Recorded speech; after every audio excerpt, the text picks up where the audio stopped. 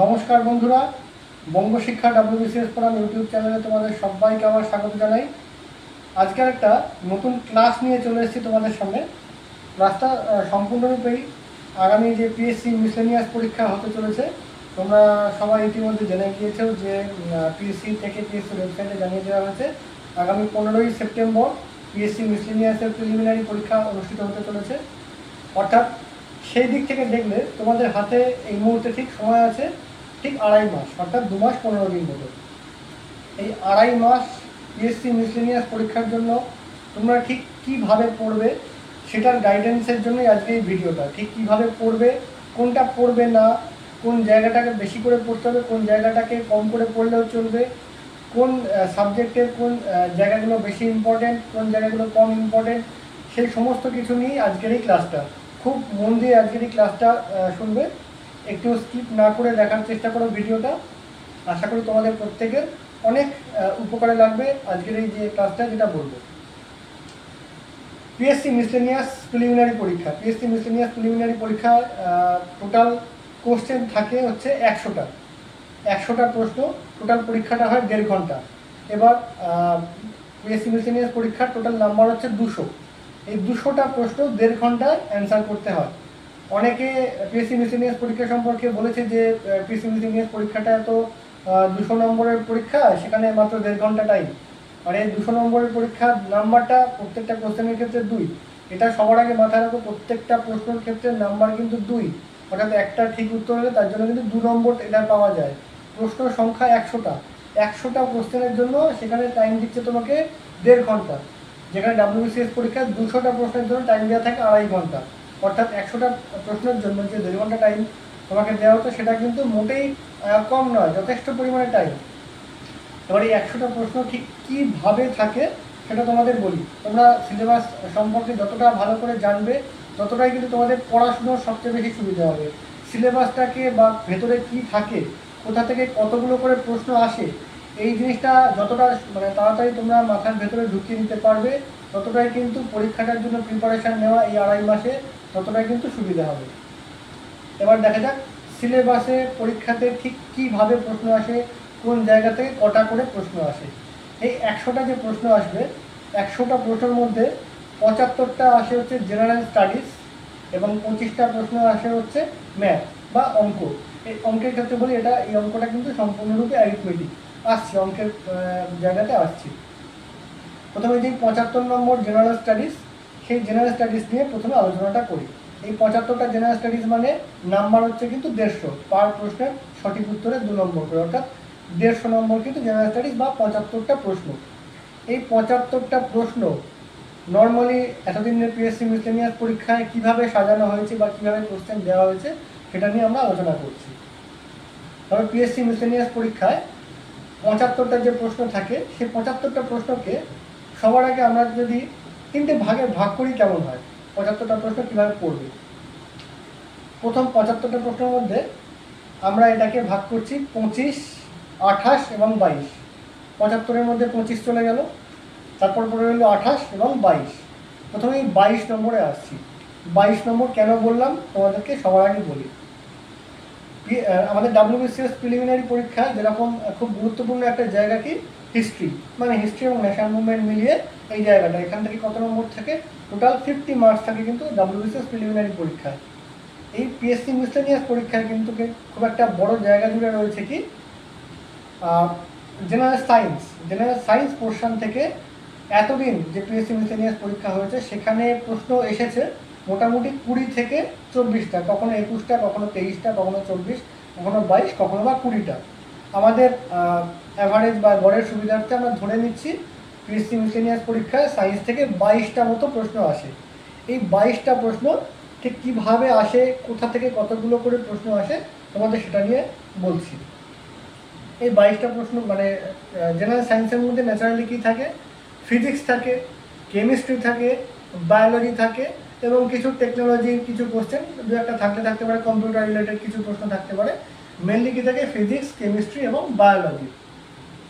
এতদিন যে PSC miscellaneous পরীক্ষা হয়েছে মোটামুটি ফিজিক্স, কেমিস্ট্রি, বায়োলজি মিলিয়ে ওই অন অ্যান অ্যাভারেজ 22-23টা করে প্রশ্ন এসছে। সেখানে ফিজিক্স থেকে মোটামুটি প্রশ্ন আসার সম্ভাবনা কিন্তু 6 থেকে 7টা, অ্যাভারেজ 6টা ধরে নাও ফিজিক্স থেকে প্রশ্ন আসবে। তাহলে পড়ে রইল আর 16টা। ফিজিক্স থেকে কোথা থেকে কীভাবে প্রশ্ন আসবে আমি বলছি। এরপর আসবে কেমিস্ট্রি। কেমিস্ট্রি থেকে ওনার অ্যাভারেজ প্রশ্ন আসে ধরো 8টা প্রশ্ন আসে মোটামুটি কেমিস্ট্রি থেকে, এবং আরও 8টা প্রশ্ন ধরে নিলাম আসবে বায়োলজি থেকে। এই ফিজিক্স, কেমিস্ট্রি, বায়োলজি মিলিয়ে তাহলে কত হলো? কেমিস্ট্রি 8, বায়োলজি 8 এবং ফিজিক্সের 6। মোটামুটি এই প্যাটার্নে কিন্তু এতদিন ধরে মিসেলিনিয়াস পরীক্ষার প্রশ্ন এসছে। এবার সেটা কখনো তুমি পরীক্ষা হলে দেখলে যে ফিজিক্স থেকে 10টা প্রশ্ন আসতে পারে, অবাক হওয়ার কিছু নেই। কিন্তু তুমি এটা বলে যাচ্ছি, তুমি যখন মিসেলিনিয়াস পরীক্ষাটা দেবে, মিসেলিনিয়াস পরীক্ষা দেওয়ার পরে যখন প্রশ্নটা দেখবে অন অ্যাভারেজ কিন্তু 22-23টা প্রশ্নই কিন্তু সায়েন্স থেকে এসছে। এবার বলি ফিজিক্সের জন্য কোন জায়গাগুলোকে তোমাকে বেশি ইম্পর্টেন্স দিতে হবে। ফিজিক্সের মোটামুটি ওই 6-7টা ধরো প্রশ্ন এলো। পরিমাপের একক বলে যে চ্যাপ্টারটা একদম প্রথম দিকে থাকে প্রত্যেকটা বইতে, এই পরিমাপের একক চ্যাপ্টারটা থেকে এইখান থেকে কিন্তু একটা দুটো প্রশ্ন বরাবর আসে। এছাড়া আলো, তড়িৎ, শব্দ এবং নিউক্লিয়ার ফিজিক্স বলে যে পোর্শনটা রয়েছে, এবং চুম্বক, এই 5-6টা চ্যাপ্টার, এই 5-6টা চ্যাপ্টার যদি খুব ভালো করে ফিজিক্সের থেকে পড়া যায় তাহলে কিন্তু ফিজিক্সে মোটামুটি ধরে নাও ঠিকঠাক প্রশ্ন তোমরা কমন পেয়ে যাবে। এবার কীভাবে পড়বে সেটা আমি বলছি, তার আগে বাকি সাবজেক্টগুলো বলে দিই। কেমিস্ট্রি থেকে তোমাদের মেনলি পড়তে হবে ধরো ধাতু অধাতু, এই যে চ্যাপ্টারটা রয়েছে কেমিস্ট্রি থেকে আমি বলেছি একটু আগে যে মোটামুটি 8টা মতো প্রশ্ন আসে, 8-9টা প্রশ্ন আসে, 10টাও আসতে পারে আবার 7টাও আসতে পারে, অ্যাভারেজ 8টা প্রশ্ন। তো সেখানে কেমিস্ট্রি থেকে ধরে নিলাম যে 8টা প্রশ্ন আসবে, তোমাদের ধাতু অধাতু যে চ্যাপ্টারটা আছে সেই চ্যাপ্টারটা পড়লে।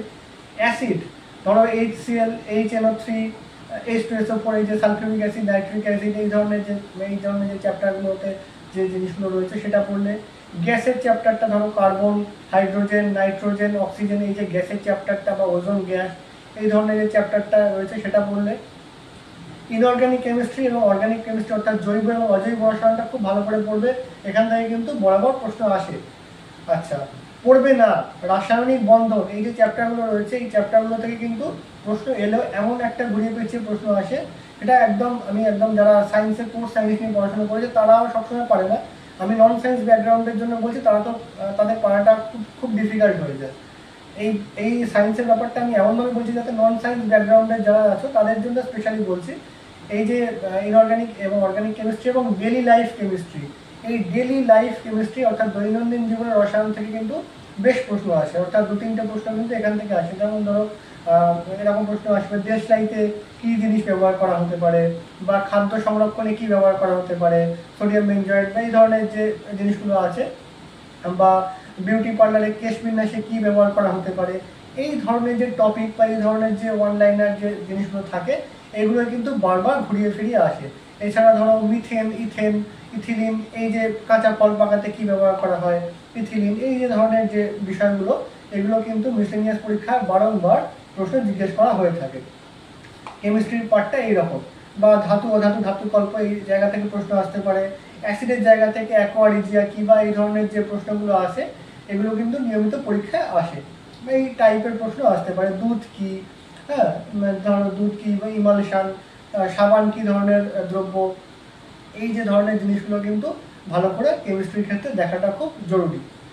এবার আসছে এছাড়া ধরো যে মেটালগুলো রয়েছে যেমন জার্মান সিলভারের কী কী থাকে, এই ধরনের জিনিসগুলো থেকে কিন্তু প্রশ্ন বরাবর পরীক্ষায় আসে। এবার আসছি বায়োলজি পার্টটা। বায়োলজি পার্টের ক্ষেত্রে আমি একটু আগে বলেছি মোটামুটি 8-9টা প্রশ্ন কিন্তু পরীক্ষায় নিয়মিতভাবে মিসেলিনিয়াস পরীক্ষায় এসেছে। এই বায়োলজি পার্টের মধ্যে কী কী থাকতে পারে, মানে কী কী থেকে মেনলি প্রশ্ন আসে আমি বলি। বায়োলজি পার্টের মধ্যে হিউম্যান বডি রিলেটেড যে চ্যাপ্টারগুলো রয়েছে, যেমন ধরো সংবহন, রক্ত সংবহনের যে চ্যাপ্টারটা রয়েছে সেটা খুব ভালো করে দেখতে হয়, মানে হিউম্যান পার্টসের যে চ্যাপ্টারগুলো রয়েছে। এছাড়া ধরো স্নায়ুতন্ত্রের চ্যাপ্টার, এখানে করোটি স্নায়ু কতগুলো থাকে মানুষের দেহে, সুষুম্না স্নায়ু কতগুলো থাকে, তারপরে ধরো আমাদের স্ক্লেরার কাজ কি, এই ধরনের যে প্রশ্ন থাকে, পিউপিল কি, এই যে ধরনের যে প্রশ্নগুলো থাকে এগুলো কিন্তু পরীক্ষায় বারংবার পরীক্ষায় আসে। এছাড়া ধরো রেচনের চ্যাপ্টার, এই চ্যাপ্টারগুলো খুব গুরুত্বপূর্ণ। অভিব্যক্তি বা অভিযোজন, এই চ্যাপ্টারগুলো থেকে প্রশ্ন আসতে পারে।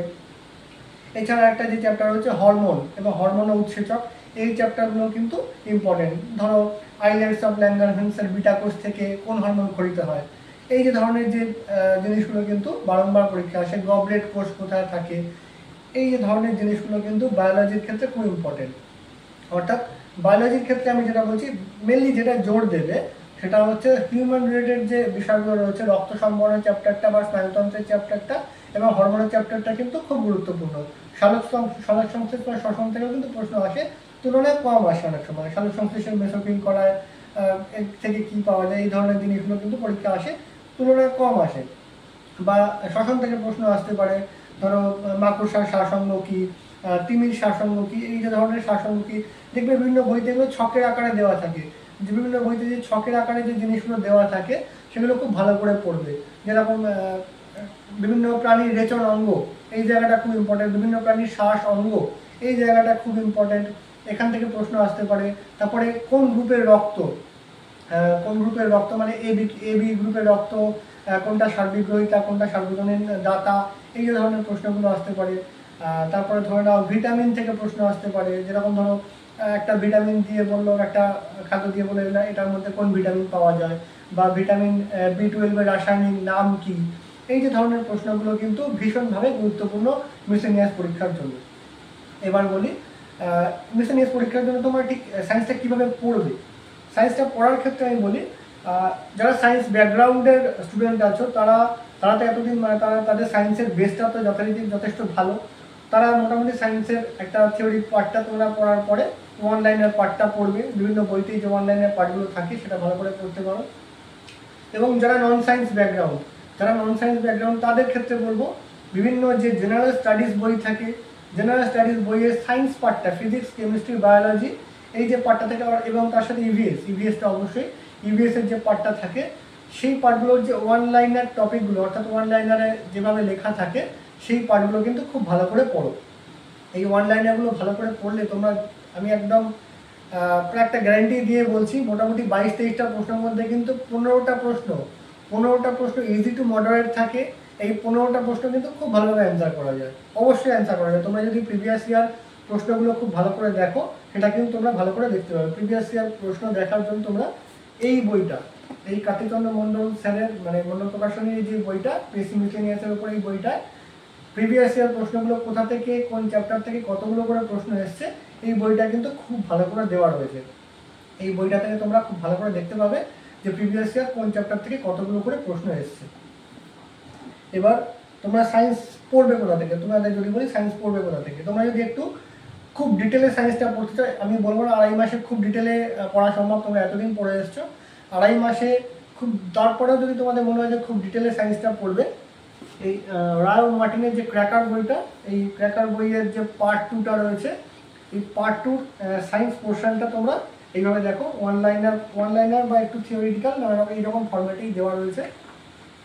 এইখান থেকে তোমরা সায়েন্সটা পড়তে পারো। এখানে সায়েন্সটা খুব সুন্দর করে খুব ডিটেল আকারে কিন্তু দেওয়া হয়েছে। এই বইটা থেকে সায়েন্সটা যদি তোমরা পড়ো, খুব ডিটেলে সায়েন্সটা পড়া হবে। এবার যদি মনে করো যে আমার হাতে অতটাও টাইম নেই, অনেকে অনেক কাজ করে থাকো, মানে কাজ করতে করতে তার পাশাপাশি পড়াশোনা করো, সেখানে তোমাদের মনে হচ্ছে শুধুই আমি অনলাইনার পড়ে যাব, অনলাইনার পড়ে গিয়ে সায়েন্সটা যদি তুমি কভার করতে চাও, তাহলে তোমরা এই মণ্ডল প্রকাশনী জেনারেল নলেজ মেড ইজি এই বইটা পড়তে পারো। এই বইটা যে সায়েন্স পার্টটা রয়েছে খুব ভালো রয়েছে। এখানে সায়েন্স পার্টের প্রত্যেকটা চ্যাপ্টারই কভার করা রয়েছে, এই প্রত্যেকটা চ্যাপ্টার কভার করা আছে এবং পুরোটাই অনলাইনের আকারে কভার করা আছে। তোমাদের এই বইটার আমি রিভিউ যখন দেখিয়েছি, এই বইটা রিভিউয়ে দেখে নিতে পারো সায়েন্সটা কীভাবে আছে। এই বইটা থেকে তোমরা কিন্তু সায়েন্সটা পড়তে পারো, খুব ভালো এখানে সায়েন্সটা দেওয়া রয়েছে। এর পাশাপাশি একটা জিনিস বলি, এই যে জিকে চ্যালেঞ্জার সদ্যই বেরিয়েছে এই বইটা, এই বইটাতে সায়েন্সটা মানে প্রত্যেকটা চ্যাপ্টার বা প্রত্যেকটা টপিকেই কিন্তু কোশ্চেন একদম অ্যান্সার শুদ্ধ দেওয়া রয়েছে। অর্থাৎ প্রত্যেকটা পরীক্ষাতে বিভিন্ন জায়গা থেকে সায়েন্স কীভাবে আসে এটা কিন্তু তোমরা এই বইটার কোশ্চেনগুলো দেখলেই বুঝতে পেরে যাবে। এবং সেখানকার কোশ্চেন অ্যান্সারগুলো তোমরা যদি পরীক্ষার আগে রিভিশন দিয়ে যেতে পারো সায়েন্সের জন্য, আমি একটু আগে বললাম 23-এর মধ্যে মানে 22-23-এর মধ্যে 15টা, তোমরা 18 থেকে 20টা প্রশ্ন কিন্তু এই জিনিসগুলোকে পড়লে কভার করতে পারবে। শুধু এই জেনারেল নলেজ মেড ইজি এই বইটা থেকে সায়েন্সটা ভালো করে পড়ো, বা তোমাদের কারোর কাছে যদি ক্র্যাক WBCS থাকে সেটাও পড়তে পারো, কোনো অসুবিধা নেই। ক্র্যাক WBCS এবং এই ছাড়া প্রকাশনের জিকে চ্যালেঞ্জার বইটা থেকে যদি কারোর এটা না থাকে কোনো অসুবিধা নেই। অন্যান্য যদি কারোর কাছে কোনো অন্যান্য কোশ্চেন অ্যান্সার পড়ার জন্য উপকরণ থাকে সেটাও পড়তে পারো। এইখান থেকে তোমরা সায়েন্স পার্টটা যদি ভালো করে পড়ো, যে যে চ্যাপ্টারগুলো বললাম সেই চ্যাপ্টারগুলোর ওপর যদি তোমরা জোর দাও, তাহলে সায়েন্স থেকে কিন্তু 22-23টার মধ্যে 15 থেকে 18 পাওয়া কিন্তু মোটেই ডিফিকাল্ট নয়। এই গেল সায়েন্স পার্ট। এবার আমরা আসছি হচ্ছে নেক্সট পোর্শনে। নেক্সট পোর্শন মানে হচ্ছে জেনারেল স্টাডিজ পোর্শন। জেনারেল স্টাডিজের static GK portion. Static GK পোর্শনে আমি তো প্রথমে 50 নম্বর 75 নম্বরকে ভাগ করেছি, 22 নম্বর চলে গেল, এবার আসছি 28 নম্বরে। এই 28 নম্বরের মধ্যে 28 নম্বরকে আবার আমি দুভাগে ভাগ করব। একটা হচ্ছে 22 নম্বর, একটা হচ্ছে 6 নম্বর। 22 নম্বর হচ্ছে স্ট্যাটিক জিকে বা ট্র্যাডিশনাল জিকে, এবং বাকি 6 নম্বর হচ্ছে কারেন্ট অ্যাফেয়ার্স। প্রথমে কারেন্ট অ্যাফেয়ার্সের প্রসঙ্গে আসি। অনেকেই জিজ্ঞেস করো যে কারেন্ট অ্যাফেয়ার্সের ঠিক কত দিনের পড়বো, কত মাসের পড়বো। 15ই সেপ্টেম্বর পরীক্ষা হবে, অবশ্যই জানুয়ারি থেকে 2024 জানুয়ারি থেকে আগস্ট পর্যন্ত কারেন্ট অ্যাফেয়ার্স খুব ভালো করে পড়বে। এছাড়া 2023 জুলাই থেকে ডিসেম্বর পর্যন্ত কারেন্ট অ্যাফেয়ার্সও কিন্তু একটু দেখে রাখতে হবে। আমি বলছি না খুব ডিটেলে পড়া দরকার আছে, কিন্তু একটু দেখে রাখবে। দেখো পিএসসি 2021-22 কারেন্ট অ্যাফেয়ার্সও আমরা দেখেছি, বা 18-19 সালের কারেন্ট অ্যাফেয়ার্সও রিসেন্ট অনেক কিছু পরীক্ষাতে দিয়েছে। তার মানে এই নয় যে তুমি 18-19 সাল থেকে কারেন্ট অ্যাফেয়ার্স পড়তে শুরু করবে। কারেন্ট অ্যাফেয়ার্স এই যে যদি কেউ 18-19 কারেন্ট অ্যাফেয়ার্স যদি পিএসসিতে মানে বিজনেস পরীক্ষা দেয়, এটা তোমার একদম দুর্ভাগ্যের ব্যাপার, মানে এটাতে কিচ্ছু কারোর করার নেই। কিন্তু লাস্ট 8 থেকে 10 মাসের কারেন্ট অ্যাফেয়ার্সটা কিন্তু খুব ভালো করে পড়ে রাখো, অর্থাৎ জানুয়ারি থেকে আগস্টের কারেন্ট অ্যাফেয়ার্স খুব ভালো করে করে রাখো। মেনলি কোন জায়গাগুলো করবে, যে বিভিন্ন নিয়োগ, সাম্প্রতিক নিয়োগগুলো হয়েছে সেগুলো ভালো করে পড়বে, যেগুলো সম্মেলনগুলো হয়েছে সেগুলো ভালো করে পড়বে, ওয়েস্ট বেঙ্গল রিলেটেড যদি কোনো কারেন্ট অ্যাফেয়ার্স থাকে সেগুলো ভালো করে পড়বে। এছাড়া এমনি নর্মাল কারেন্ট অ্যাফেয়ার্সের যে মিসেলিনিয়াস টপিক আছে সেগুলো খুব ভালো করে পড়লে কারেন্ট অ্যাফেয়ার্স 6 থেকে 7টা প্রশ্ন অন অ্যান অ্যাভারেজ প্রত্যেকবার পিএসসি মিসেলিনিয়াস পরীক্ষায় থাকে, কোনো অসুবিধা হওয়ার কথা নয়। মোটামুটি 4-5টা পারার মতো থাকে, আশা করা যায় কারেন্ট অ্যাফেয়ার্স পারবে। অ্যাচিভার্স ম্যাগাজিনটা তোমরা যদি ফলো করে থাকো, এছাড়া স্পিডি ম্যাগাজিনটা তোমরা ফলো করতে পারো। এটা ইংলিশ ভার্সনে স্পিডি ম্যাগাজিন এবং বাংলা ভার্সনে অ্যাচিভার্স ম্যাগাজিন, যে কোনো একটা ম্যাগাজিন তোমরা যদি ফলো করে থাকো, তাহলে কারেন্ট অ্যাফেয়ার্স 6টা-7টার মধ্যে 4-5টা করা যায়। এবার আসছি এই স্ট্যাটিক জিকে কারেন্ট অ্যাফেয়ার্সে 28 নম্বরের মধ্যে বাকি 22 নম্বরে। স্ট্যাটিক জিকে ভীষণ ভীষণ ভীষণ ইম্পর্ট্যান্ট একটা জায়গা পিএসসি মিসেলিনিয়াস পাস করবার জন্য। স্ট্যাটিক জিকে মানে স্ট্যাটিক জিকের পোর্শনে অনেক কিছু থাকে। কি থাকে না, তোমার তার মধ্যে থাকতে পারে বিভিন্ন জায়গা আর্টস অ্যান্ড কালচার থাকতে পারে। আর্টস অ্যান্ড কালচার মানে আমাদের দেশের বিভিন্ন রাজ্যের সংস্কৃতি থাকতে পারে, সেখানকার নাচ থাকতে পারে, বিভিন্ন ধরনের গান থাকতে পারে, কোথায় কি নাচ প্রচলিত, কোথায় কি গান প্রচলিত, কোথায় কি উৎসব প্রচলিত, কোন বইটা কে লিখেছে, এই ধরনের বিষয়। মানে পিএসসি মিসেলিনিয়াস পরীক্ষা একটা হট টপিক হচ্ছে বুকস অ্যান্ড অথার্স। কোন বই কে লিখেছে, হাসুলি পাখির উপকথা কার লেখা, তারপর হচ্ছে 7 কড়ি দিয়ে কিনলাম কার লেখা। এই যে ধরনের যে প্রশ্নগুলো থাকে, ডমরু চরিত্রটির সৃষ্টিকর্তা কে, তারপরে ধরো ব্যোমকেশ বক্সী চরিত্রটির সৃষ্টিকর্তা কে, নন্টে ফন্টের সৃষ্টিকর্তা কে। এই ধরনের যে প্রশ্ন, এগুলো কিন্তু পিএসসি মিসেলিনিয়াস পরীক্ষায় নিয়মিত আসে এবং এবারেও আসবে। এর আগে পিএসসি মিসেলিনিয়াস পরীক্ষা একটা প্যাটার্ন ছিল যে ধরো ওই শেক্সপিয়ারের লেখা সম্পর্কে প্রশ্ন দিত, মানে শেক্সপিয়ারের কোন লেখাটায় কিসের বর্ণনা আছে এরকম একটা লেখা দিত, এটা পিএসসি মিসেলিনিয়াস পরীক্ষা আসতো। এখন পিএসসি মিসেলিনিয়াস পরীক্ষায়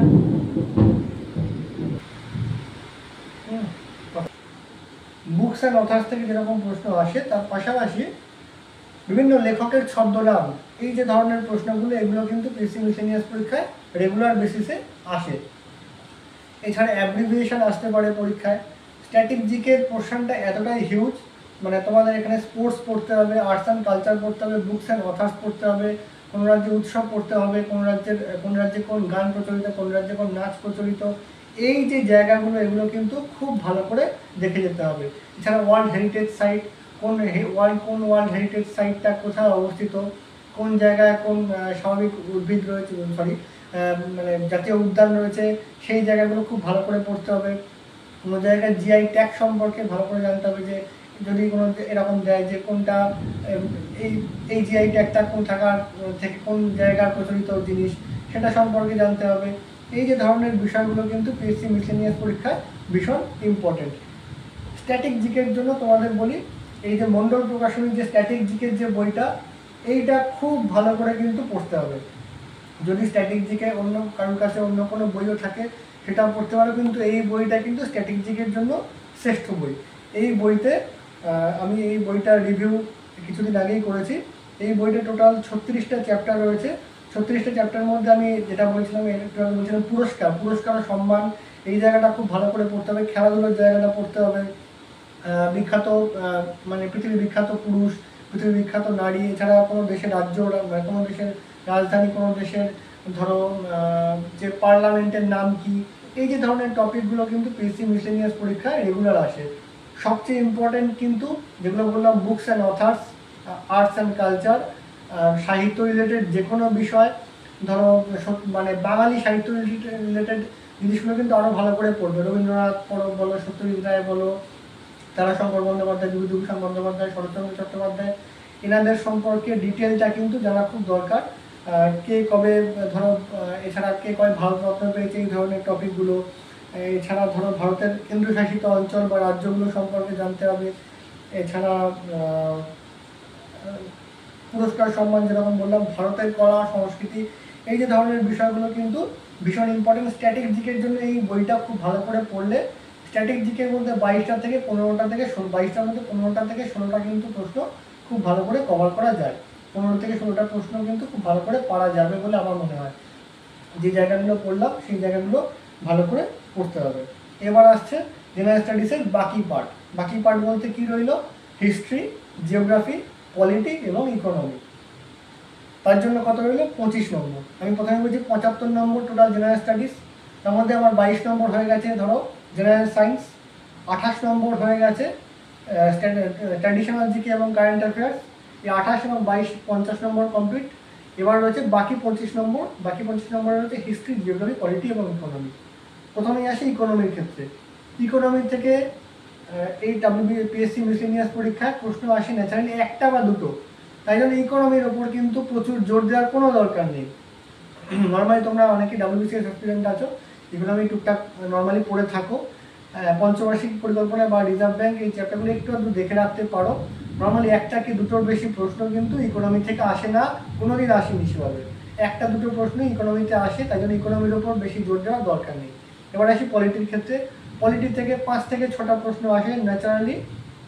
মৌলিক অধিকার বা এই রাষ্ট্রের প্রতি নির্দেশমূলক নীতি, কোন দেশ থেকে কোন বিষয়টা নেওয়া হয়েছে, সংবিধান সংশোধন, এবং এছাড়া যে মানে খুব গুরুত্বপূর্ণ যে আর্টিকেলগুলো রয়েছে, এই বিষয়গুলোই তোমরা যদি ভালো করে পড়ে যাও পলিটি থেকে যথেষ্ট।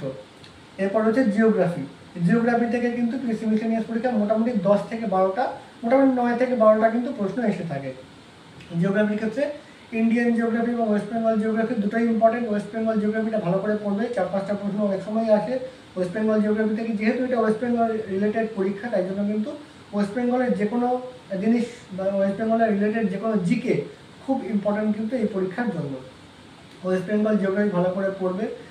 ধরো পিংলা কিসের জন্য বিখ্যাত, সবং কিসের জন্য বিখ্যাত, বালুচরি শাড়ি কোথায় পাওয়া যায়, এই যে ধরনের টপিকগুলো, বা কোন জায়গাটা কোন নদীর পাড়ে কোন নদীর তীরে অবস্থিত, বাঁকুড়া কোন নদীর তীরে অবস্থিত, বা হলদিয়া কোন নদীর তীরে অবস্থিত, শিলিগুড়ি কোন নদীর তীরে অবস্থিত, এই যে ধরনের জিনিসগুলো কিন্তু জিওগ্রাফির ক্ষেত্রে খুব ইম্পর্টেন্ট। আমাদের ইন্ডিয়ান জিওগ্রাফির ক্ষেত্রে বলি, ইন্ডিয়ান জিওগ্রাফির ক্ষেত্রে আমাদের ইন্ডিয়ার ফিজিক্যাল জিওগ্রাফিটা ভালো করে পড়বে। খাদার কি, ভাঙর কি, তারপরে ধরো কলসুবাই পর্বত কোথায় অবস্থিত, ভারতের সর্বোচ্চ জলপ্রপাত কি, এই যে ধরনের প্রশ্নগুলো রয়েছে। ভারতের নদী সম্পর্কে খুব ভালো করে জানবে, কোন নদীর সংযোগস্থলে কোন দুটো নদীর সংযোগস্থলে কোথায় কি অবস্থিত রয়েছে, কোন নদীর তীরে কোন শহর রয়েছে, তারপর ধরো সিন্ধুর উপনদী কোনটা, এগুলো খুব ভালো করে পড়ার দরকার আছে। জিওগ্রাফিতে ছকের আকারে যে জায়গাগুলো থাকে, যে জিনিসগুলো থাকে, যেমন ধরো জলবিদ্যুৎ কেন্দ্র বা জলপ্রপাত যেগুলো থাকে, তারপরে ধরো বিভিন্ন নদীর উপনদী যেগুলো থাকে, এই জায়গাগুলো ভালো করে পড়বে। বিভিন্ন ধরনের যে পরিকল্পনাগুলো থাকে, যেমন ধরো ভাকরানাঙ্গাল পরিকল্পনা, হীরাকুদ পরিকল্পনা, তেহেরি পরিকল্পনা, ধরো কোচামপথ পরিকল্পনা, নাগপা ঝাঁকড়ি পরিকল্পনা, নাগপা ঝাঁকড়ি হাইডেল পাওয়ার, এই যে ধরনের হাইডেল পাওয়ার প্রজেক্ট রিলেটেড যে বিষয়গুলো, এগুলো থেকে কিন্তু জিওগ্রাফিতে প্রশ্ন আসে। এছাড়া আসে কোন ন্যাশনাল পার্ক কোথায় অবস্থিত, তারপরে ধরো কোন ওয়ার্ল্ড হেরিটেজ সাইট কোথায় অবস্থিত, এই ধরনের প্রশ্ন কি, প্রোটেক্টেড ফরেস্ট কি, এই যে ধরনের প্রশ্নগুলো। এছাড়া একটা যে চ্যাপ্টার রয়েছে সেটা হচ্ছে মিনারেলস, অর্থাৎ কোন খনিজ কোথায় পাওয়া যায়।